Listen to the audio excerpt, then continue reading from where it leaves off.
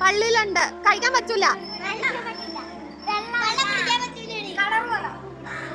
ഈ പള്ളിയിലുള്ള സാധനത്തിന് കളർ പറഞ്ഞോ?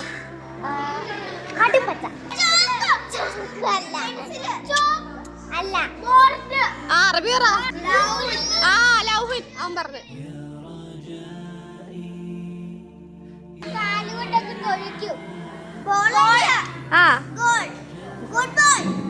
അറബി